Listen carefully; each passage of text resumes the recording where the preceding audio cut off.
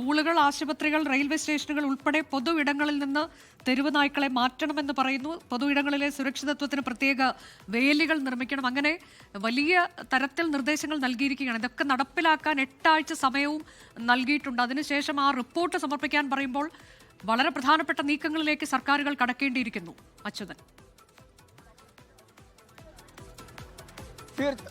തീർച്ചയായിട്ടും അനുജ, കാരണം കേരളം ഉൾപ്പെടെയുള്ള സംസ്ഥാനങ്ങൾ, കേരളത്തിൽ പോലും നിരവധി സംഭവങ്ങൾ നമ്മൾ റിപ്പോർട്ട് ചെയ്തിട്ടുള്ളതാണ്.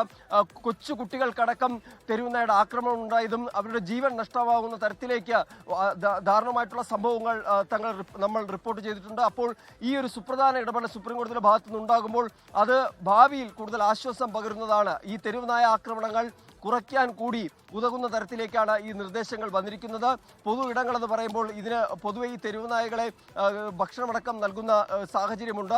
അത് തെരുവുനായകൾ വീണ്ടും ഈ സ്ഥലത്ത് കൂടുതൽ തെരുവുനായകൾ എത്തുകയും അത്തരമൊരു പ്രവണതകളാണ് നടന്നു പോകുന്നത്. അപ്പോൾ ഇതിലെല്ലാം ഒരു മാറ്റം ഉണ്ടാകണം എന്ന് തന്നെയാണ് സുപ്രീം കോടതി ഈ ഉത്തരവിലൂടെ പറഞ്ഞിരിക്കുന്നത്. ഈ പൊതു ഇടങ്ങളെന്ന് പറയുമ്പോൾ സ്കൂൾ, അതുപോലെ തന്നെ ആശുപത്രികൾ, റെയിൽവേ സ്റ്റേഷനുകൾ, ബസ് സ്റ്റാൻഡുകൾ ഉൾപ്പെടെയുള്ള ആളുകൾ കൂടുതലായി എത്തുന്ന സ്ഥലങ്ങളുണ്ട്.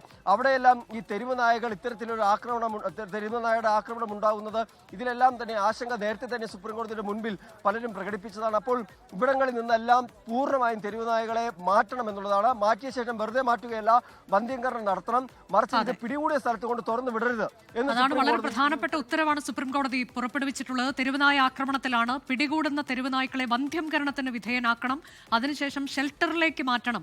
എവിടെ നിന്നാണോ തെരുവുനായ്ക്കളെ പിടികൂടുന്നത് അവിടെ അവരെ തുറന്നു വിടരുത് എന്ന പ്രധാനപ്പെട്ട ഉത്തരവാണ് കോടതി പറഞ്ഞിട്ടുള്ളത്. ഒപ്പം തന്നെ സ്കൂളുകൾ ഉൾപ്പെടെ, ആരാധനാലയങ്ങൾ ഉൾപ്പെടെയുള്ള ഇടങ്ങളിൽ, ദേശീയപാത അങ്ങനെയൊക്കെയുള്ള ഇടത്തു നിന്ന് തെരുവുനായ്ക്കളെ മാറ്റണം.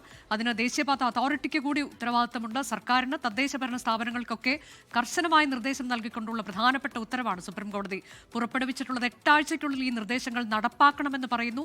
അതിനുശേഷം റിപ്പോർട്ട് സമർപ്പിക്കണം എന്നത്, അതും ചീഫ് സെക്രട്ടറിമാർക്ക് നിർദ്ദേശം നൽകിയിരിക്കുന്നു. വീഴ്ച വരുത്തിയാൽ അതിൽ ചീഫ് സെക്രട്ടറിമാർ ഉത്തരവാദികളായിരിക്കും എന്ന് കൂടി കോടതി ചൂണ്ടിക്കാട്ടുകയാണ്. ലോകത്തെവിടെയായാലും ഏത് സമയത്തും 24 വാർത്തകളും ഓഗ്മെന്റഡ് റിയാലിറ്റി പാക്കേജുകളും എക്സ്പ്ലെയിനറുകളും വിശദമായി കാണാൻ ഞങ്ങളുടെ യൂട്യൂബ് ചാനൽ നിങ്ങൾക്ക് സബ്സ്ക്രൈബ് ചെയ്യാം.